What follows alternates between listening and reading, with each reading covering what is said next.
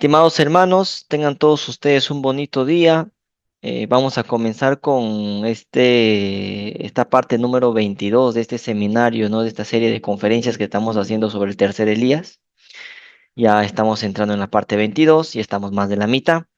Y bueno, para que Dios nos guíe con su Santo Espíritu, vamos a hacer una oración, ¿ok? Vamos a orar. Padre, te damos gracias, Señor, por este hermoso día que nos has dado. Te pedimos que derrames tu Espíritu Santo para poder explicar este tema de una manera correcta, para que las personas puedan entender. Y también te pido que derrames tu Espíritu Santo a los hermanos que están viendo esta conferencia en directo y a los que van a ver en diferido también. Por favor, danos entendimiento, sabiduría para poder comprender el tema de hoy. Te lo pedimos todo esto, Señor, con el perdón de nuestros pecados, en el nombre de Jesús. Amén. Bueno, mis hermanos, comenzamos entonces con esta serie de seminarios, ¿no? Con la parte ya número 22. Esta parte lo he titulado Retoños de Jehová, ¿no? Retoños de Jehová. Acá vemos un árbol, ¿no? Que ha sido cortado, que ha sido talado, se ve de manera frontal y de manera transversal, ¿no? Vemos una especie de ruedas, ¿no? Que hay alrededor del árbol. Y acá pues también vemos una imagen de un rey. Este rey es Nabucodonosor. ¿Cuál es la relación entre este árbol y Nabucodonosor? ¿Y qué tiene que ver eso con el tercer Elías? Bueno, eso es lo que vamos a ver en esta serie, en esta conferencia y también en unas conferencias más, ¿no? Esto, porque esto no va a terminar acá, obviamente, ¿no? Entonces, eh, retoños de Jehová. Este árbol que está cortado se le conoce como un tocón, ¿no? El tocón es cuando al árbol se le corta, pues el resto, el remanente que queda, pues se le llama tocón. Vamos a ver acerca de esto. Mateo capítulo 7 versículo del 13 al 20 dice, entrad por la puerta estrecha, porque ancha es la puerta y espacioso el camino que lleva a la perdición, ¿no? Dice, y muchos son los que entran por ella, porque estrecha es la puerta y angosto el camino que lleva a la vida. Interesante, ¿no? Y pocos son los que la hallan. Guardaos de los falsos profetas que vienen a vosotros con vestidos de ovejas, pero por dentro son lobos rapaces. Por sus frutos los conoceréis. ¿Acaso se recogen uvas de los espinos o higos de los abrojos? Así, todo buen árbol da buenos frutos, pero el árbol malo da frutos malos. No puede el buen árbol dar malos frutos, ni el árbol malo dar buenos frutos. Todo árbol que no da buen fruto es cortado y echado en el fuego. Así que por sus frutos lo conoceréis. Bueno, aquí hay que explicar algunas cosas, ¿no? Dice que nos dice en estos versículos que debemos entrar por la puerta estrecha. Esa puerta estrecha pues viene a ser la llaga de Cristo, ¿no? Esa llaga que a Cristo lo hicieron cuando fue crucificado, esa herida, esa última herida que lo hicieron en su costado izquierdo. Por esa puerta debemos entrar, hermanos. Esa es la puerta estrecha. Luego aquí también se nos habla del árbol, ¿no? Dice, todo buen árbol da buenos frutos, pero el árbol malo da frutos malos, ¿no? Aquí hay que entender eso, que todo buen árbol da buenos frutos y el mal árbol va a dar malos frutos. Entonces, debemos entrar por esa puerta estrecha, por esa puerta que Cristo, por esa herida, ¿no? Por esa llaga que Cristo sufrió cuando fue crucificado en la cruz. Por ahí debemos entrar, ¿ok? Entonces acá vemos, ¿no? Algunos tocones, acá vemos algunos tocones que son pues este remanente, ya, ¿no? Vayan relacionando la palabra, este remanente de árbol que quedó. Esto era un árbol grande y bueno, pues al ser cortado quedó este remanente, ¿no? Este pedazo que está acá, que lo pueden ver, ¿ok? Se puede Sí, observar, sí, ¿alguna duda, hermanos? ¿De repente quieren comentar algo? Bueno, entonces sigamos.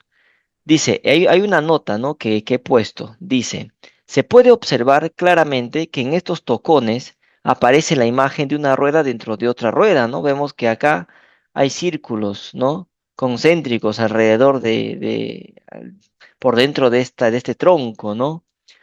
Luego, se debe señalar que los tocones son difíciles de yo quitar no tengo. porque Ve, están bien arraigados al suelo.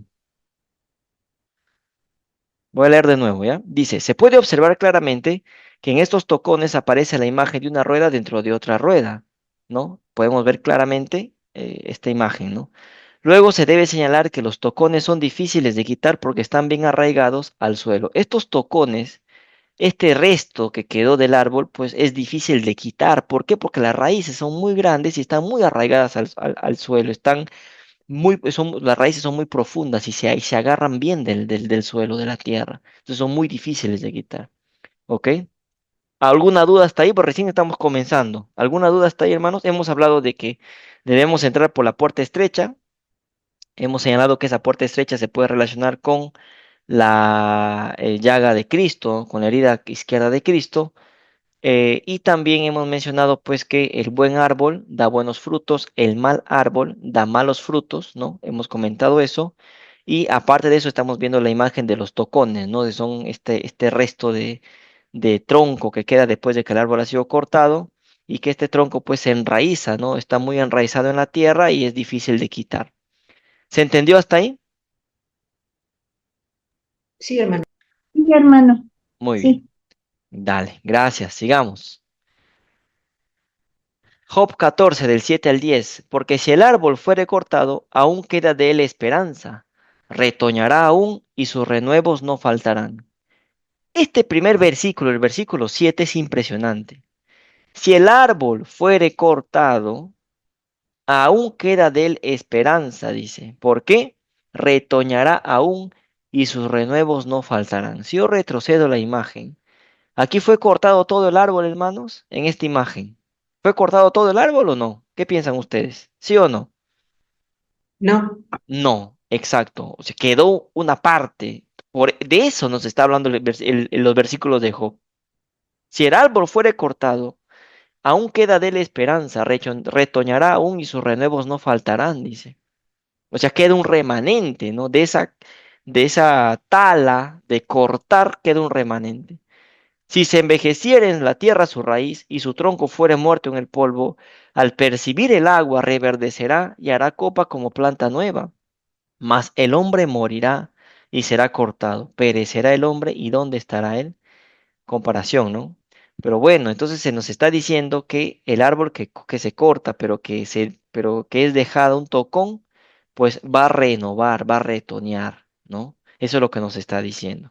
Hay una tala, hay un corte, después de ese corte queda un tocón, un resto, un remanente y eso retoña, ¿no? Hay árboles, dice, ¿no? Hay árboles cortados como hombres que son quemados, pero también hay árboles cortados que retoñan y estas representan al pueblo de Dios. La vara de Aarón, por ejemplo, reverdeció y esto simboliza al pueblo de Dios que reverdece, que vuelve a brillar, simboliza a esa primavera que vuelve a aparecer. Entonces, retoñar también tiene connotación con ese pueblo de Dios del tiempo del fin y con el tercer Elías. Se debe señalar que Moisés, porque estamos hablando de la vara de Aarón, es un símbolo del tercer Elías y eso ya lo hemos visto, ¿no? Entonces, ¿cómo lo entendemos estos versículos? Claro, así como Juan el Bautista dijo, ¿no?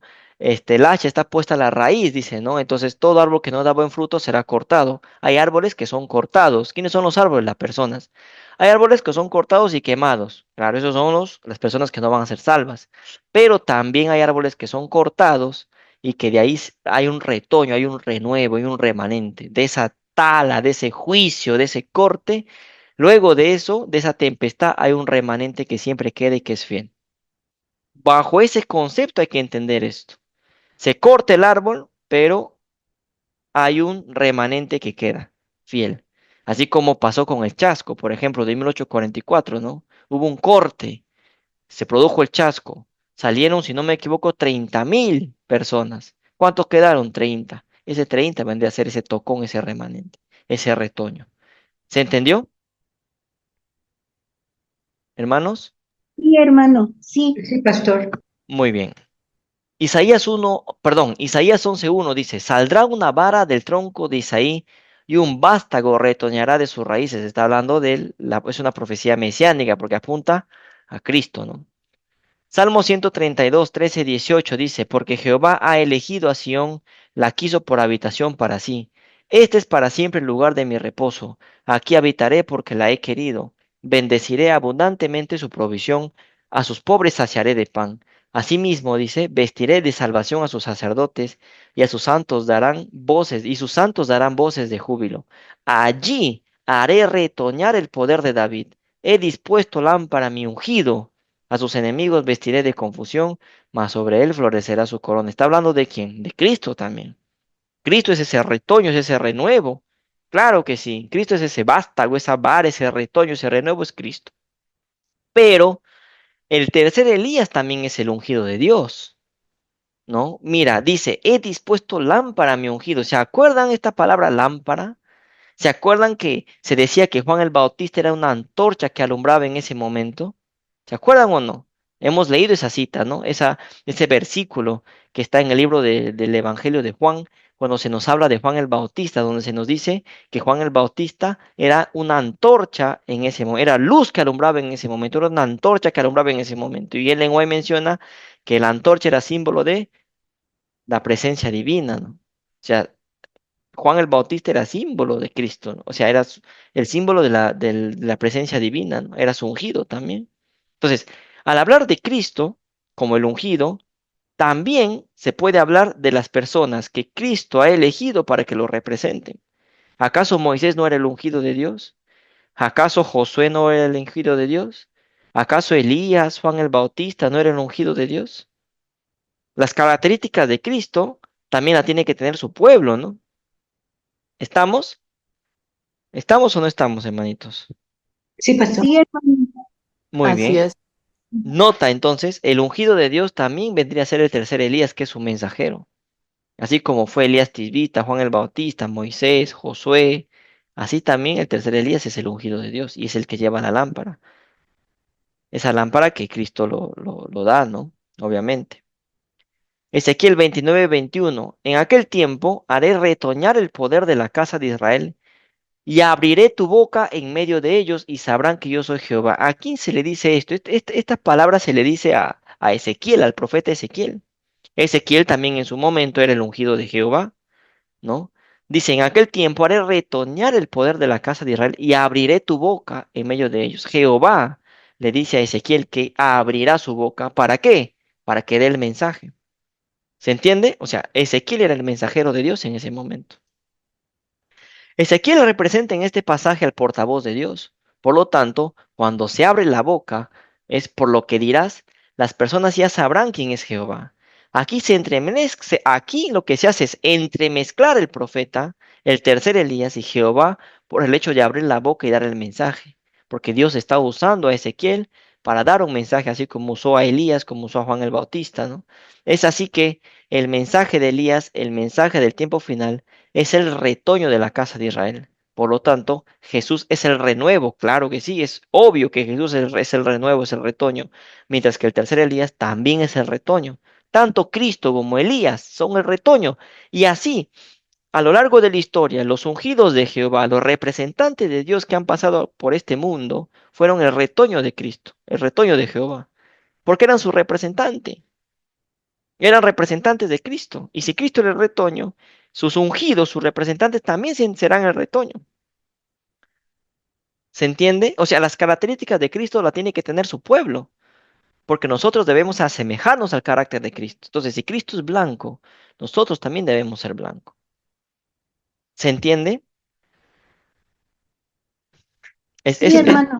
es pura Biblia hasta ahora, pero más adelante, en esta misma clase, vamos a ver unas citas de Ellen White que dejan pues muy claro el tema del tema del retoño. Pero hasta acá estamos entendiendo, ¿no? Bueno, vamos a Isaías 61, del 1 al 11. Dice, el Espíritu de Jehová, ¿no? Dice, el Espíritu de Jehová el Señor está sobre mí, porque me ungió Jehová, me ha enviado a predicar buenas nuevas a los abatidos, a vendar a los quebrantados de corazón, a publicar libertad a los cautivos y a los presos a apertura de la cárcel, a proclamar el año de la buena voluntad de Jehová y el día de venganza del Dios nuestro, a consolar a todos los enlutados, a ordenar que a los afligidos de Sión se les dé gloria en lugar de ceniza, óleo de gozo en lugar de luto, manto de alegría en lugar del espíritu angustiado. Y serán llamados árboles de justicia, plantío de Jehová, su pueblo, para gloria suya. Pero aquí está hablando también del Mesías, ¿no? ¿Se acuerdan de este pasaje? Que Cristo lo leyó en un momento en el Nuevo Testamento, se nos cuenta, ¿no? Que Cristo leyó este pasaje y dijo, esta profecía se ha cumplido ahora. ¿Se acuerdan o no? Sí, pastor. Muy bien. Sí, hermano. Entonces em, dice, ¿no? Reedificarán las ruinas antiguas y levantarán los asolamientos primeros y restaurarán las ciudades arruinadas, los escombros de muchas generaciones. ¿Quién hace esto? ¿Esa no es la obra que hace Elías? Reedificar las ruinas antiguas, ¿ah? Desempolvar esas verdades que han sido desechadas por la iglesia adventista. Eso es lo que no es eso lo que hace el tercer Elías. ¿Mm? Y el pueblo también, ¿no? El pueblo de Elías, ¿no? Y extranjeros apacentarán vuestras ovejas, y los extraños serán vuestros lavadores y vuestros viñadores. Es un mensaje para la iglesia adventista, ¿eh? Y vosotros seréis llamados sacerdotes de Jehová. O sea, aquí hay un pueblo, acá hay un pueblo, o sea, mejor dicho, aquí hay dos pueblos. Uno que fue el pueblo de Dios, pero que no cumplió su labor, y el otro que es el remanente del remanente, que es el que hace la labor de Dios, ¿no? Vosotros seréis llamados sacerdotes de Jehová, ministros de nuestro Dios, seréis llamados. Comeréis las riquezas de las naciones y con su gloria seréis sublimes. En lugar de vuestra doble confusión y de vuestra deshonra, os alabarán en sus heredades, por lo cual en sus tierras poseerán doble honra. Y tendrán perpetuo gozo, porque yo Jehová soy amante del derecho, aborrecedor del latrocinio para holocaustos, por tanto afirmaré en verdad su obra, y haré con ellos pacto perpetuo. Y la descendencia de ellos será conocida entre las naciones y sus renuevos en medio de los pueblos. Hay un remanente, ¿ah? Todos los que los vieren reconocerán que son linaje bendito de Jehová. En gran manera me gozaré en Jehová, mi alma se alegrará en mi Dios, porque me vistió con vestiduras de salvación, me rodeó de manto de justicia, como a novio me atavió, y como a novia adornada con sus joyas. Porque como la tierra produce su renuevo, su retoño, y como el huerto hace brotar su semilla, así Jehová el Señor hará brotar justicia y alabanza delante de todas las naciones. Impresionante cómo habla del renuevo, del retoño de Jehová como el pueblo de Dios. Y que este pueblo son los que van a reedificar las ruinas antiguas. Son esos árboles de justicia, plantío de Jehová, su renuevo, ¿no? Es este retoño, este remanente. Isaías 4:2 dice, en aquel tiempo el renuevo, entiéndase renuevo como retoño, remanente, ¿no? El resto, lo que queda, ¿no? De Jehová será para hermosura y gloria, y el fruto de la tierra para grandeza y honra, a los sobrevivientes de Israel, a los sobrevivientes de Israel. O sea que en Israel pasó un juicio, digámoslo así, pasó un juicio, pero de todo ese juicio hay gente que muere, gente que obviamente se pierde, pero hay un remanente. Ese remanente es el sobreviviente de Israel. Ese remanente viene a ser el sobreviviente de Israel. Ese renuevo, ese retoño, vienen a ser los sobrevivientes de Israel. ¿Estamos? Sí, Sí, Vamos, pastor. hermano. muy bien. Vamos a leer ahora el libro de Profetas y Reyes, capítulo Josué y el ángel. Dice lo siguiente. Mientras, mientras Satanás ha estado insistiendo en sus acusaciones, los ángeles, mira, mientras Satanás ha estado insistiendo en sus acusaciones, los ángeles santos, invisibles, han ido de un lado a otro poniendo sobre los fieles el sello del Dios viviente. Esto está en nuestra época, ¿eh? Esto ya es en nuestro tiempo. Este es un escrito que debemos citarlo en nuestro tiempo. Recuerden Apocalipsis capítulo 7, cuando el ángel le dice, cuando los cuatro ángeles están reteniendo, ¿no? Los cuatro vientos, hay un ángel que le dice, todavía no desaten los vientos hasta que sellemos a los fieles de Dios en sus frentes, ¿no? Entonces, esta escritura, este texto que estamos leyendo ahora debe estar ubicado en nuestro tiempo. O sea, debemos mirar con eso, ¿no? Debemos leer bajo esa luz. Estos son los que están sobre el monte de Sión con el Cordero, teniendo el nombre del Padre escrito en sus frentes. Cantan el nuevo himno delante del trono, ese himno que nadie puede aprender sino los 144.000. ¿Ves? Nos está narrando Apocalipsis 7, ¿no? O sea, está hablando de los 144.000. Obviamente esto es un texto que debemos citarlo en nuestro tiempo. Y estos 144.000 fueron redimidos de la tierra, como diciendo, son el remanente, es el retoño, el renuevo de Jehová, ¿no? Estos, los que siguen al Cordero por donde quiera que fuere, estos fueron comprados de entre los hombres por primicias para Dios y para el Cordero. Y en sus bocas no ha sido ya hallado engaño, porque ellos son sin mácula delante del trono de Dios. Y al siguiente párrafo, el lenguaje conecta este párrafo con el siguiente. Dice, entonces se cumplirán del todo estas palabras del ángel. Escucha pues ahora, Josué, gran sacerdote, tú y tus amigos. Entonces tienes a Josué, que viene a ser el representante de Dios, ¿no? a Josué, al ungido, al sacerdote, al representante de Dios, y tiene ¿a qué? A un grupo de gente que son sus amigos. Entonces tienes al pueblo y al líder. Aquí está, ¿no? Y tú y tus amigos que se sientan delante de ti porque son varones simbólicos. He aquí, yo traigo a mi siervo el pimpollo. ¿Qué significa pimpollo? El renuevo, el retoño, ¿no? El remanente, ¿no? Cristo es revelado como el redentor y libertador de su pueblo. Entonces serán en verdad los que forman parte del remanente, varones simbólicos, los 144.000. ¿Por qué los varones simbólicos son los 144.000? Porque el lenguaje lo conecta el primer párrafo con el segundo que estamos leyendo ahora. O sea, no hay que explicar más acá, ¿no? Cuando las lágrimas y la humillación de su peregrinación sean reemplazados por el gozo y la honra en la presencia de Dios y del Cordero, en aquel tiempo el renuevo, ¿no? Estamos hablando mucho de esta palabra, el retoño de Jehová será para hermosura y gloria, y el fruto de la tierra para grandeza y honra, a los librados de Israel. Y acontecerá que el que quedare en Sión y el que fuere dejado en Jerusalén será llamado santo, todos los que en Jerusalén están escritos entre los vivientes. Miren Ellen White cómo relaciona a este grupo de los 144.000 y con Josué, el gran sacerdote, y dice que hay un grupo de personas que siguen a Josué, que siguen, ¿no? Josué vendría a ser el líder y los amigos de Josué, estos varones simbólicos, vendría a ser pues el pueblo, ¿no? Acá tenemos claramente un símbolo. ¿Acaso los 144.000 no es el tercer Elías en fase pueblo? Díganme ustedes, ¿sí o no? El tercer Elías en la fase pueblo, en la fase de grupo, ¿son o no son los 144.000? Sí, hermano. Sí, Entonces, si son los 144.000, el tercer Elías en fase pueblo, entonces ¿quién vendría a ser Josué? ¿Se dan cuenta que tiene que haber un tercer Elías en fase individuo? Tiene que haber un individuo y un pueblo. No solo, Ellen White no solo menciona que son los varones simbólicos y ya está, no, sino que esos varones simbólicos tienen un líder. ¿Quién es ese líder? Josué. Aquí Josué está representando al tercer Elías. ¿Pero por qué? Me puedes preguntar, pero es que leamos el texto. En el primer párrafo dice 144.000. Los 144.000 en la época de Ellen White no estaban. Estos 144.000 están en nuestra época. Entonces debemos adecuar en este tiempo, ¿no? Es obvio entonces que hay un Josué, hay un tercer Elías y sus amigos que vienen a ser pues el pueblo que le está guiando. ¿Se entiende? Entonces, yo creo que, mira, hay muchas evidencias que apuntan a que, y ya se ha demostrado, ¿no? Que apuntan a que el tercer Elías no solo es un pueblo, sino también es un individuo. ¿Estamos, hermanos? sí, Sí, pastor. hermano. Aquí Ok, se nos... perfecto.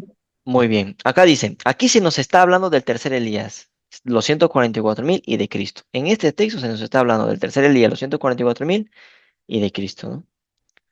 Vamos a Isaías capítulo 6, versículo del 6 al 13, dice, y voló hacia mí uno de los serafines, teniendo en su mano un carbón encendido, tomado del altar con unas tenazas, y tocando con él sobre mi boca, dijo, he aquí que esto toco, bueno, perdón, he aquí que esto tocó tus labios y es quitada tu culpa, y limpio tu pecado. Después oí la voz del Señor que decía, ¿a quién enviaré? ¿Y quién irá por nosotros? Entonces respondí yo, heme aquí, envíame a mí. Y dijo, anda, y di a este pueblo, oíd bien, y no entendáis, ved por cierto, mas no comprendáis. Engruesa el corazón de este pueblo, y agrava sus oídos, y ciega sus ojos, para que no vea con sus ojos, ni oiga con sus oídos, ni su corazón entienda, ni se convierta, y haya para él sanidad. ¿Acaso Dios no quiere que el pueblo se convierta? Claro que Dios quiere que el pueblo se convierta. Pues entonces, ¿por qué dice engruesa sus oídos o agrava sus oídos, ciega sus ojos? ¿Por qué dice eso? No porque Dios no quiera que el pueblo se convierta, sino porque el pueblo voluntariamente no quiere aceptar el mensaje. Se le da el mensaje, pero no quieren aceptarlo, entonces agravan sus oídos, ciegan sus ojos, para no ver, para no oír. Cuando uno les da el mensaje del cuarto ángel, muchas veces nos rechazan el mensaje. Bueno, uno también hay que saber cómo dar el mensaje, no hay que ser oportunos en eso. Pero bueno, entonces agrava sus oídos y ciega sus ojos implica que el pueblo voluntariamente va a decidir no aceptar el mensaje, ¿no? A eso se refiere. Y yo dije, dice, ¿no? Isaías, ¿hasta cuándo, Señor? Y respondió él, hasta que las ciudades estén asoladas y sin morador, y no haya hombre en las casas, y la tierra esté hecha un desierto. sea, dar el mensaje hasta lo último, ¿no? Hasta que Jehová haya echado lejos a los hombres y multiplicado los lugares abandonados en medio de la tierra. Y si quedare aún en ella la décima parte, ésta volverá a ser destruida. Pero como el roble y la encina, que al ser cortados aún queda el tronco, así será el tronco la simiente santa. Después de ese juicio, después de que Jehová arrase lo que tiene que arrasar y limpie todo lo que tiene que limpiar, al final siempre dice, va a quedar un tronco, es decir, la simiente santa, el retoño, el renuevo, el tocón. Viene un juicio, viene la limpieza por todos, ¿eh? Después de eso va a quedar un remanente. ¿Estamos? ¿Estamos? Sí, pastor. Dice, Sí, hermano. se relaciona el tocón con la simiente santa. Es claro, porque en el mismo texto nos dice, ¿no? Por lo tanto, el tocón simboliza al resto o residuo del pueblo que retoña y reverdece. Debemos regresar a nuestras sendas antiguas, a las raíces, a la verdad de los pioneros, que la denominación adventista ya ha olvidado, ¿no? ¿Estamos? Bueno, sigamos. Estamos con el tema del tocón, del renuevo, del retoño, ese pueblo remanente de Dios que queda al final del tiempo, ¿no? Ese pueblo fiel. Daniel 4, del 10 al 17, dice, estas fueron las visiones de mi cabeza mientras estaba en mi cama. Me parecía ver en medio de la tierra un árbol cuya altura era grande. Crecía este árbol y se hacía fuerte y su copa llegaba hasta el cielo y se le alcanzaba a ver desde todos los confines de la tierra, ¿no? Sabemos esta historia, ¿no? De Nabucodonosor cuando que representa este árbol, ¿no? Dice, su follaje era hermoso y su fruto abundante y había en él alimento para todos. Está hablando del árbol, ¿no? Debajo de él se ponían a la sombra las bestias del campo y en sus ramas hacían morada las aves del cielo y se mantenía de él toda carne. O sea, ese árbol era un sustento para muchas especies, ¿no? Y vi en las visiones de mi cabeza mientras estaba en mi cama que he aquí un vigilante y santo descendía del cielo y clamaba fuertemente y decía así, derribad el árbol y cortad sus ramas, quitadle el follaje y dispersad su fruto, váyanse las bestias que están debajo de él y las aves de sus ramas, mas la cepa de sus raíces dejaréis en la tierra. ¿Qué es la cepa? El renuevo, el retoño, ese tronco, el tocón, ¿no? Cortas el árbol, pero queda un tocón. ¿No? Deja eso, dice Dios, ¿no? Con atadura de hierro y de bronce entre la hierba del campo. Sea mojado con el rocío del cielo. Cuando hablamos de rocío del cielo, cuando hablamos de lluvia, ¿a qué nos hace referencia? ¿Se acuerdan o no se acuerdan? La lluvia de primavera que riega la tierra. La lluvia Primavera, temprana y tardía, ¿no? exacto. Y la lluvia de primavera que riega la tierra también, la lluvia, ¿no? ¿Quién dijo no va a llover si no es por mi palabra? ¿Quién dijo Elías. Elías. eso? Elías. Y sabemos que el tema de la primavera, ¿no? La lluvia temprana, la lluvia de primavera, pues está relacionado con Elías también, con Juan el Bautista, la primavera, ¿no? Juan el Bautista comenzó su ministerio en primavera y eso ya lo hemos visto, lo hemos estudiado, ¿no? Entonces, miren, tenemos entonces acá la figura del tocón, tenemos acá la figura del rocío del cielo, entonces ya estamos relacionando de nuevo el renuevo con Elías, ¿no? Y con las bestias sea su parte entre la hierba de la tierra. Su corazón de hombre sea cambiado y le sea dado corazón de bestia, y pasen sobre él 7 tiempos. Está hablando sobre profecía contra Nabucodonosor, ¿no? La sentencia es por decreto de los vigilantes y por dicho de los santos la resolución, para que conozcan los vivientes que el Altísimo gobierna el reino de los hombres y que a quien él quiere lo da y constituye sobre él al más bajo de los hombres. ¿Qué nos quiere decir esto? Muchas veces lo hemos leído quizás, pero a ver, ¿no? Prestando la debida atención, dice, a quien Él quiere lo da. Dios escoge a quien Él quiere, Dios unge a quien Él quiere. Aunque para el ser humano, una persona, ¿no? Puede ser mala, supuestamente, ¿no? Que eres muy estricto, quizás, o lo que sea que puedan hablar, pero Dios sabe por qué escogió a la persona. Dios sabe por qué escogió a su ungido. Porque acá dice que el Altísimo gobierna el reino de los hombres y a quien Él quiere lo da y constituye sobre él al más bajo de los hombres. Es decir, Dios tranquilamente puede agarrar a un pintor y ponerle como líder Dios tranquilamente puede agarrar a un pintor, una persona que no ha tenido estudios, digamos, de teología en una universidad adventista, ¿no? Una persona que no ha tenido estudios en una universidad adventista, Dios tranquilamente lo puede agarrar y lo puede ungir y lo puede poner como líder, ¿no? De un grupo, de su pueblo, como la cabeza visible. Por eso dice, constituye sobre él al más bajo de los hombres. Díganme ustedes si esto no es una profecía, hermanos. ¿Mm? Claro, es una profecía contra Nabucodonosor, pero viéndole desde otro ángulo, también nos está dando un mensaje. Vemos acá el tocón, el versículo 15, vemos el tocón, la cepa, vemos el rocío del cielo que está conectado con Elías, vemos aquí que Dios escoge a quien Él quiere, ¿no? No necesariamente tiene que ser un pastor, ¿no? De la denominación, no necesariamente es así. Y ejemplos tenemos en la historia donde Dios ha escogido a gente, pues, que no ha tenido estudio alguno, ¿no? Y que Dios mismo lo ha preparado. Tenemos el caso de Juan el Bautista, que no fue preparado en la escuela de los rabinos. Vamos a ver en, con Biblia en mano, vamos a ver, ya va a ser parte del último seminario que daré sobre el tercer Elías, pero vamos a ver con Biblia en mano las características del tercer Elías. Y sin mencionar el nombre, ustedes mismos van a sacar su conclusión, porque esas características están en la Biblia. Y todas las características, todas se cumplen en un solo hombre. Pero eso va a ser para más adelante. Entonces, ahí está el tema, ¿no? A quien Dios da, a quien Él quiere dar. Unge a quien Él quiere ungir. ¿Se entendió? Sigamos. Acá nuestra querida Blanca comentó Geshem, ¿no? Lluvia, eso es verdad, ¿no? Blanca Fuentes, ¿no? Geshem, lluvia. ¿Se acuerdan cuando hablamos de las plagas de Egipto?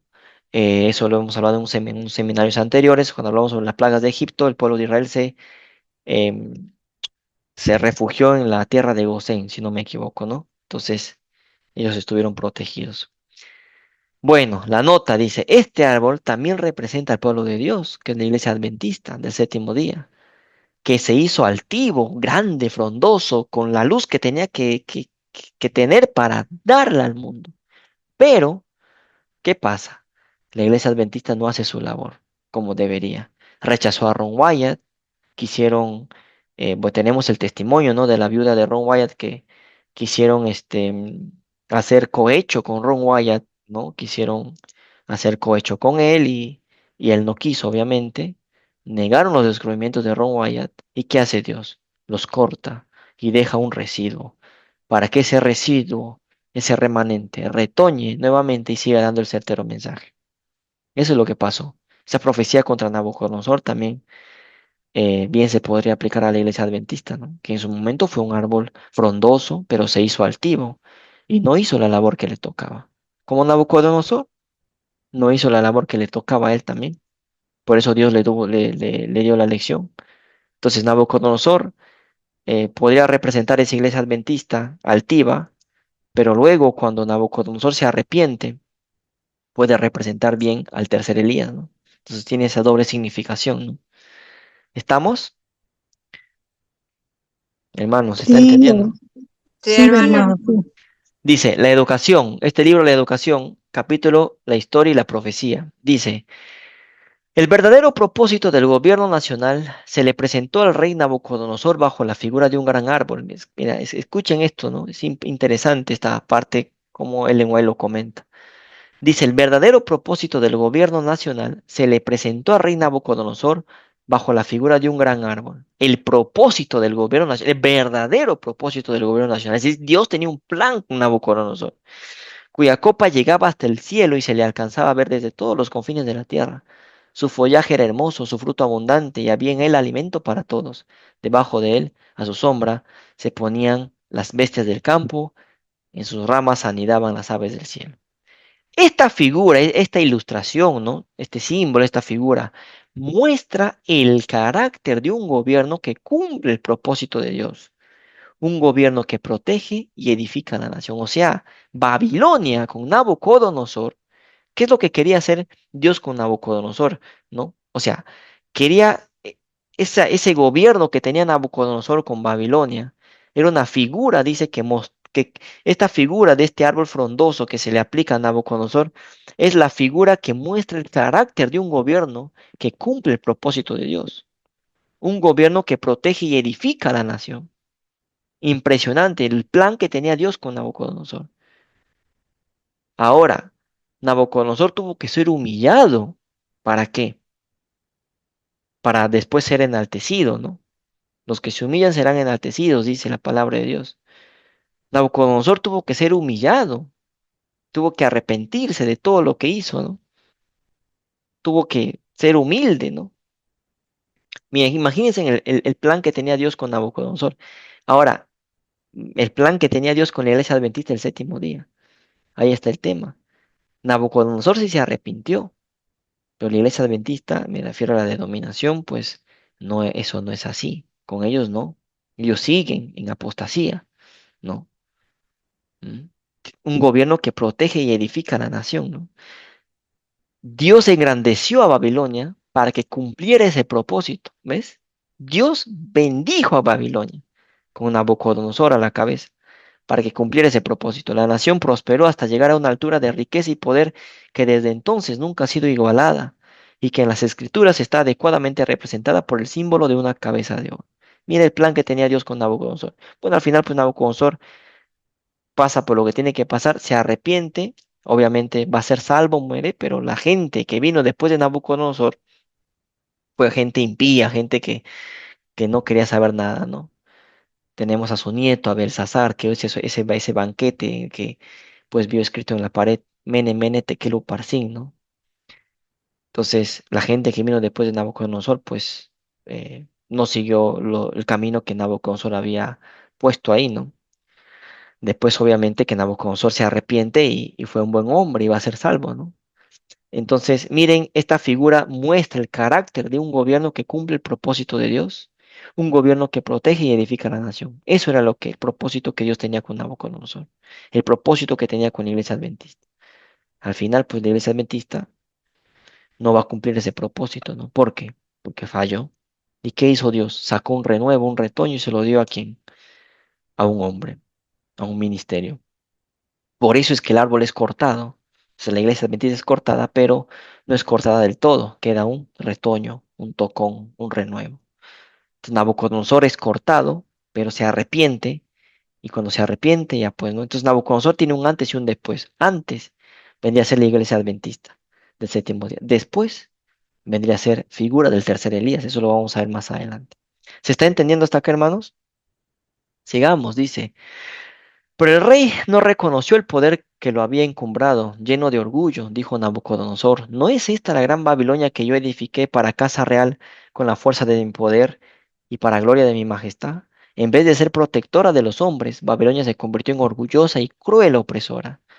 Las palabras de la inspiración que describen la crueldad y la voracidad de los gobernantes de Israel revelan el secreto de la caída de Babilonia. Esto es impresionante. O sea, las palabras de la inspiración, la Biblia, ¿no? Dice que describen la crueldad y la voracidad de los gobernantes de Israel, revelan el secreto de la caída de Babilonia. O sea, Israel, el pueblo de Dios, pues estaba en apostasía, ¿no? A ese pueblo era cruel, el pueblo de Israel era cruel, trataba mal a la gente. Por eso cayeron. Y eso nos da una pista para saber cómo fue la caída de Babilonia, pues, ¿no? Cuando Belsasar hace ese banquete, ¿no? Cuando se creía, pues, cuando traen los vasos de oro del templo, ¿no? Y de la de muchos otros reinos que han caído desde que empezó el mundo, ¿no? ¿Por qué? Por orgullo, por ego, por soberbia, por no cumplir los mandatos de Dios, ¿no? Os alimentáis con la leche de las ovejas, os vestís con su lana y degolláis la engordada, pero no las apacentáis. Un mensaje contra estos reinos que han hecho un mal, que no han cumplido con su labor y contra esa denominación y esos pastores que no han cumplido con su labor. No fortalecisteis a las débiles ni cruzasteis a la enferma. No vendasteis la perniquebrada, ni volvisteis al redil, a la descarriada, ni buscasteis a la perdida, sino que os habéis enseñoreado de ellas con dureza y con violencia. El atalaya divino pronunció, atalaya, ¿no? Divino pronunció contra el rey de Babilonia la sentencia. A ti se te dice, rey Nabucodonosor, el reino ha sido quitado de ti. Imagínense, ¿no? Ahora vamos a leer desde la perspectiva de nuestro tiempo. El atalaya divino pronunció contra la iglesia adventista del séptimo día. ¿Y qué le ha dicho? A ti se te dice, iglesia adventista, el reino, la vara se te ha sido quitada. Ahí está. Hay un paralelo impresionante, hermanos. Impresionante. ¿Se entiende hasta acá? ¿Alguna duda? ¿Comentario? De repente. Bien, totalmente bien. Se entiende todo. Muy bien. Los dirigentes de la iglesia no hicieron bien su trabajo en cuidar a las ovejas. No hicieron bien su trabajo en darle el alimento sólido a las ovejas. Por eso Dios los corta, pero deja su residuo. Entonces la vara fue quitada de la iglesia adventista del séptimo día y se le dio a Víctor San Vicente. Tal cual. No hay más vueltas que dar. Ah, ¿y por qué Víctor San Vicente? Bueno, esto es una pregunta que lo vamos a responder lo más probable, Dios mediante, en la última clase del seminario, ¿no? Sigamos. Por aquí ya di una pista muy clara acerca del tercer Elías, ¿no? Sigamos, hermanos. Y Daniel 4, del 19 al 28. Entonces Daniel, cuyo nombre era Beltsasar, con T, quedó atónito casi una hora y sus pensamientos lo turbaban. El rey habló y dijo, Beltsasar, no te turben ni el sueño ni su interpretación. Beltsasar respondió y dijo, Señor mío, el sueño sea para tus enemigos y su interpretación para los que mal te quieren. El árbol que viste que crecía y se hacía fuerte, y cuya copa llegaba hasta el cielo, y que se veía desde todos los confines de la tierra, cuyo follaje era hermoso y su fruto abundante, en que había alimento para todos, debajo del cual moraban las bestias del campo, y en cuyas ramas anidaban las aves del cielo, tú mismo eres, oh rey, que creciste y te hiciste fuerte, pues creció tu grandeza, y has llegado hasta el cielo, y tu dominio hasta los confines de la tierra. Y en cuanto a lo que vio el rey, un vigilante santo que descendía del cielo y decía, cortad el árbol y destruidlo, mas la cepa de sus raíces dejaréis en la tierra, con atadura de hierro y de bronce en la hierba del campo, y sea mojado con el rocío del cielo y con las bestias del campo, sea su parte, hasta que pasen sobre él 7 tiempos, 7 años, ¿no? Esta es la interpretación, oh rey, y la sentencia del Altísimo que ha venido sobre mi señor el rey, que te echarán de entre los hombres y con las bestias del campo será tu morada, y con hierba del campo te apacentará como a los bueyes. Recuerden que buey, ¿a quién representa? El buey también es un símbolo, ¿no? De Cristo, y también hemos hablado eso en este seminario del tercer Elías. Hemos hablado eso en el seminario de Tarsis, si no me equivoco, una rueda dentro de otra rueda. Bueno, ya tocamos ese tema. Y con el rocío del cielo serás bañado, el rocío del cielo, el rocío, la lluvia, ¿no? La lluvia, ¿no? La lluvia de Elías, de primavera, ¿no? Y 7 tiempos pasarán sobre ti, hasta que conozcas que el Altísimo tiene dominio en el reino de los hombres, y que lo da a quien él quiere. Y en cuanto a la orden de dejar en la tierra la cepa, el retoño, el renuevo, el tocón de las raíces del mismo árbol, significa que tu reino te quedará firme, luego que reconozcas que el cielo gobierna. Por lo tanto, oh rey, acepta mi consejo. Tus pecados redime con justicia y tus iniquidades haciendo misericordias para con los oprimidos, pues tal vez será eso una prolongación de tu tranquilidad. Todo eso vino sobre el rey Nabucodonosor. Y vamos a hablar más de Nabucodonosor en los siguientes seminarios, mucho más. En la misma hora, dice, se cumplió la palabra sobre Nabucodonosor y fue echado de entre los hombres, y comía hierba como los bueyes, y su cuerpo se mojaba con el rocío del suelo, hasta que su pelo creció como plumas de águila. En la Biblia, hay que tener en cuenta que el águila también es una figura de Cristo, ¿ah? Y sus uñas como las de las aves. Por ejemplo, en Daniel capítulo 7 se nos presenta una bestia que era un león y tenía alas de águila. El león también se le representa a Cristo, el león de la tribu de Judá, y el águila también se le representa a Cristo. O sea, Nabucodonosor, en cierto sentido, también tiene estas características, ¿no? Y eso lo vamos a ver más adelante porque es muy interesante. Una interpretación paralela a la de Daniel 7, a la que ya sabemos, pero hay otra paralela. Daniel, sigamos, ¿no? Versículo 34 al 37, Daniel capítulo 4, más al fin del tiempo es similar, o sea, como diciendo al tiempo del fin, ¿no? O sea, es como si estaríamos en nuestro tiempo. Pero acá dice 7 tiempos, ¿no? Yo, Nabucodonosor, alcé mis ojos al cielo y mi razón me fue de vuelta. Y bendije al Altísimo, y alabé y glorifiqué al que vive para siempre, cuyo dominio es sempiterno y su reino por todas las edades. En el mismo tiempo mi razón me fue devuelta y la majestad de mi reino, mi dignidad y mi grandeza volvieron a mí. Y mis gobernadores y mis consejeros que me buscaron, y fui restablecido en mi reino, y mayor grandeza me fue añadida. Recordar esto, y mayor grandeza le fue añadida, como a Job, ¿no? Como a Job. Cuando Job pierde todo, pues Dios le devuelve, le multiplicó todo lo que tenía. Igual a Nabucodonosor, que su grandeza le fue añadida. Esto trae nos recuerda las joyas y el hombre de la escobilla.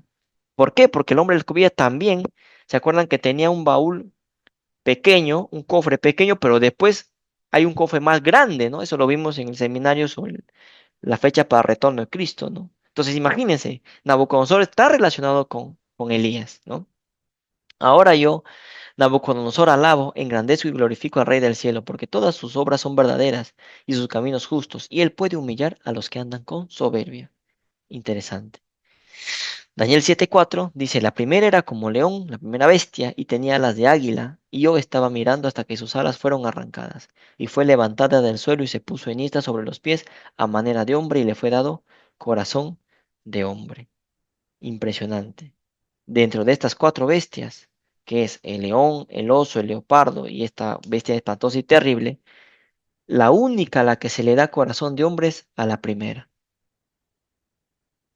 ¿Por qué? Más adelante, en las siguientes clases, vamos a hablar sobre Nabucodonosor. Pero hay un paralelo impresionante con él y el tercer Elías. ¿Acaso Nabucodonosor no fue siervo de Dios? Claro que sí. La Biblia nos lo dice que fue siervo de Jehová. Fue su siervo, su ungido. Ah, por eso es que tenemos muchas características acá entre Nabucodonosor, Cristo y tercer Elías, y el Elías, ¿no? Porque Nabucodonosor fue el ungido de Dios. Cometió sus errores, sí, pero fue el ungido de Dios, como David fue el ungido de Dios. Eso lo vamos a ver más adelante. Y no lo digo yo, lo dice la Biblia y Ellen White. Pero bueno, entonces, acá tenemos esta primera bestia. Ya sabemos que esta primera bestia representa a Babilonia, pero también podría representar a Nabucodonosor, ¿no? Y vamos a ver aquí, ¿a quién más representa esta primera bestia? Más adelante, Dios mediante. Entonces, Nabucodonosor vendría a ser el retoño del tocón. Obviamente es después de que Nabucodonosor es humillado, ¿no? Después de que Nabucodonosor es humillado por Dios, nace ese retoño, ¿no? Ese tocón florece, ¿no? Impresionante. Tenía que haber un renuevo, un retoño, ¿no? Jeremías 25:9. He aquí enviaré y tomaré a todas las tribus del norte, dice Jehová, y a Nabucodonosor, rey de Babilonia, mi siervo. Aquí está, ¿no? Mi siervo. Y los traeré contra esta tierra y contra sus moradores, y contra todas estas naciones en derredor, y los destruiré, y los pondré por escarnio y por bula y en desolación perpetua. ¿Ah? Nabucodonosor era el siervo de Dios. Jeremías 27:6 dice, y ahora yo he puesto todas estas tierras en mano de Nabucodonosor, rey de Babilonia, de nuevo, mi siervo, y aún las bestias del campo le he dado para que le sirvan. ¿Mm? Jeremías 43:10, y diles, así ha dicho Jehová de los ejércitos, Dios de Israel, he aquí yo enviaré y tomaré a Nabucodonosor, rey de Babilonia, mi siervo, y pondré su trono sobre estas piedras que he escondido y extenderá su pabellón sobre ellas. Elías, Moisés, Juan el Bautista fueron siervos de Jehová, Nabucodonosor también. Por eso es que en esta historia sobre Babilonia y Nabucodonosor hay mucha relación, características comunes que comparten entre Cristo y Elías. El rocío del cielo, el buey, el águila, el tocón, el árbol frondoso. Porque Nabucodonosor también fue un símbolo de Elías. Lo vamos a ver en su momento. Lo vamos a ver. Nabucodonosor entonces vendría a ser el siervo de Jehová. Está escrito, ¿no? O sea, no es necesario que lo explique, creo yo, porque está escrito, siervo de Jehová. ¿Estamos, hermanos? Sí, pastor. Hermanos, Sí, Sí, sí, está totalmente explícito. muy bien. Mm. Jeremías 21:9 dice, el que quedare en esta ciudad morirá a espada, de hambre o de pestilencia. Está hablando el que se quede en Israel, el que se quede en la denominación, ¿no? Morirá a espada de hambre o de pestilencia, mas el que saliere y se pasare a los caldeos que os tienen sitiados, vivirá, y su vida le será por despojo. Es decir, el que normalmente uno dice sale de Babilonia para que te salves, pero en este caso Babilonia era Israel. En este caso, Israel era Babilonia. Entonces, el pueblo tenía que salir de esa Babilonia simbólica, de ese Israel, para irse a donde estaba Nabucodonosor para que viva. En Jeremías es claro, sale de Israel para que, a dónde Dios te va a llevar? A su ungido, a Nabucodonosor. Sale de Israel para que vayas con Nabucodonosor, con su siervo, con su ungido que él ha escogido. Por eso dice que a quien él quiere da y a quien él quiere quita, ¿no? Entonces, el que sale de Israel y que se va con el siervo de Jehová, pues vivirá, ¿no? El que quede en Israel, el que quede en la denominación, morirá. Jeremías 38:2, así ha dicho Jehová, el que se quedare en esta ciudad morirá a espada, o de hambre, o de pestilencia, mas el que se pasare a los caldeos, Babilonia, vivirá, pues su vida le será por botín y vivirá. ¿Mm? Tenían que irse con Nabucodonosor, porque él era el ungido de Jehová en ese momento. Luego, Nabucodonosor muere, viene a gobernar luego su nieto, Belsasar, y Babilonia vuelve a ser el imperio malo, impío que era antes, y ahí salen de Babilonia y regresan a Jerusalén nuevamente, ¿no? Entonces, Babilonia no solo puede ser Babilonia literal, sino también Israel en su momento también era Babilonia, ¿no? El pueblo tenía que salir de ahí para irse a refugiarse con Nabucodonosor. Y miren cómo es esto, ¿no? El que se una a Nabucodonosor, siervo de Jehová, vivirá. Nabucodonosor era siervo de Jehová. Jeremías 27:8, ya vamos terminando, y a la nación y al reino que no sirviere a Nabucodonosor, rey de Babilonia, y que no pusiere su cuello debajo del yugo, carro de bueyes, ¿no? De rey de Babilonia, castigaré a tal nación con espada y con hambre y con pestilencia, dice Jehová, hasta que la acabe yo por su mano. Tenías que pasarte al bando de Nabucodonosor para que puedas vivir. Porque en ese momento, en este tiempo, o sea, no estoy hablando en este tiempo, en ese momento en el que estaba Nabucodonosor, era el siervo de Jehová, en ese momento. Sabemos que Babilonia fue un imperio pues impío, pagano, ¿no? Pero en ese momento de la historia era pues siervo de Jehová, ¿no? Nabucodonosor. Juicio implica vida o muerte, vivir o morir. Si te quedas, pues es tu problema, ¿no? Y si te sales, pues salí de Babilonia. En ese momento Israel era Babilonia. Para todos aquellos que dicen, no, pero ¿cómo va a ser Babilonia la iglesia adventista cuando sabemos que la iglesia católica y todas las iglesias protestantes que cayeron en apostasía son Babilonia? Pero acá claramente vemos que Israel era Babilonia en su momento, porque el pueblo tenía que salir de ahí. Tal cual, hermanos. No hay más vueltas que dar. No hay más vueltas que dar. Así la iglesia adventista también se va a convertir. Es la hermana de la caída de Babilonia. Pero ¿acaso no va a pertenecer también a ese movimiento ecuménico que está haciendo el Papa? Va a pertenecer a esa Babilonia. Aquí vamos a tener que seguir al Nabucodonosor que Dios ha levantado en estos tiempos. Jeremías 27:9 y 10, y vosotros no prestéis oído a vuestros profetas, ni a vuestros adivinos, ni a vuestros soñadores, ni a vuestros agoreros, ni a vuestros encantadores. Está hablando a Israel, a la denominación. Que os hablan diciendo, no serviréis al rey de Babilonia. Como diciendo, ¿qué dice la denominación? No vayan con ese grupito de España, ¿no? No vayan con Víctor, no crean en él, ¿no? Algo así. Porque ellos profetizan mentira para hacerlos alejar de vuestra tierra y para que yo os arroje y perezcáis, ¿no? Eso es lo que ellos dicen, ¿no? La predestinación, es importante esta palabrita, la predestinación del pueblo de Dios es servir al rey de Jehová, perdón, al rey de Babilonia. Leeré de nuevo, la predestinación del pueblo de Dios es servir al rey de Babilonia, a Nabucodonosor. Si no vamos a través de Nabucodonosor, si no vamos a través de Juan el Bautista en su momento, si no vamos a través del tercer Elías, entonces no estaremos predestinados en Cristo. Tenemos que seguir al Nabucodonosor que Dios ha levantado en este momento. ¿Qué significa Nabucodonosor? Viene del hebreo o del caldeo Nebuchadnezzar, ¿no? ¿Qué significa Nabucodonosor? Tiene otro cognado, ¿no? Una relación con Nabab, que significa, o sea, Nabucodonosor en hebreo es Nebuchadnezzar, ¿no? Eh, Tiene relación tiene la raíz, comparte la raíz con esta palabra Nabab, que significa perforar, ser hueco, hueco. O sea, Nabucodonosor significa ser hueco. Pregunto, ¿se acuerdan ustedes de algo que es hueco? Hemos venido hablando mucho de esto en las últimas clases. La piedra del molino. Exacto, la piedra del molino, esa piedra hueca que recibe la luz de Dios y que la imparte a las demás piedras. Muy bien, mi querida Blanca. Eso es. Comparte su raíz también con Nabot, que significa frutos. ¿De qué hemos estado hablando? Del árbol que da buen fruto. Hemos estado hablando del retoño, del renuevo, del remanente. Nabucodonosor significa fruto, remanente, hermanos. Miren qué impresionante. O sea, no, o sea, esto lo he puesto para corroborar que hemos estado, que estamos andando por buen camino. Porque el nombre de Nabucodonosor ya nos dice, el significado nos dice todo lo que hemos comentado hasta el momento. Fruto, renuevo. ¿Con qué comenzamos el seminario el día de hoy? Hemos leído acerca de los frutos, del renuevo, del retoño. Miren, el nombre de Nabucodonosor también significa eso. Significa, o sea, tiene relación con Elías, pero tremendamente. Eso también deriva de Nob, que significa fruto, ¿no? Fruto. Literal o figurativamente dicen fruto.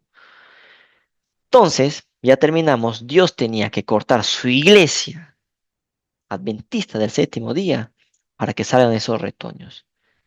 Dios tenía que cortar a a la denominación adventista para que salga un retoño, para que salga un Nabucodonosor, después del juicio, obviamente. Y esta iglesia se cortó un 11 de septiembre del 2001, que es cuando comenzó pues el juicio de los vivos, ¿no? Y ahí es que pasa, ahí es donde pues cortada queda un retoño y el reino se lo da a quién, a este hombre, a este Nabucodonosor de este tiempo, que ya mencioné el nombre en algún momento en este seminario. Pero más adelante vamos a ver por qué es este hombre, el tercer Elías. Unas características que la Biblia apunta a que es él. No hay otro a nivel mundial. Y bueno, hermanos, espero que la clase haya sido de provecho para ustedes, de bendición también, para los que nos están viendo o los que nos van a ver a través del canal de YouTube. Recomiendo que vayan a la página web del Gran Engaño y al canal de YouTube de Víctor San Vicens para que puedan ver otros temas aparte del que estamos presentando el día de hoy, ¿no? Hermanos, espero que la clase haya sido de bendición para ustedes y si Dios quiere, pues nos estaremos viendo la siguiente semana. Vamos a hacer una oración para que Dios pues pueda sellar esta clase y todo lo aprendido se quede pues en nuestras mentes, ¿no?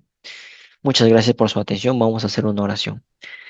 Padre, te damos gracias por este día que nos das, por las bendiciones sin merecerlas, Señor, que nos das, por la misericordia que tienes. Perdona nuestros pecados, Señor, nuestras iniquidades.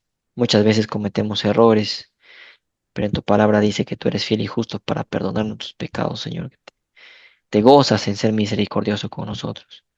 Ayúdanos, Señor, a cambiar nuestro corazón malo que tenemos. Ayúdanos a ser realmente verdaderos siervos tuyos para formar parte de este grupo que pertenece al tercer día, Señor. Permite que lo estudiado en este día se quede grabado en nuestros corazones, en nuestras mentes. En el nombre de Jesús te lo pedimos. Amén.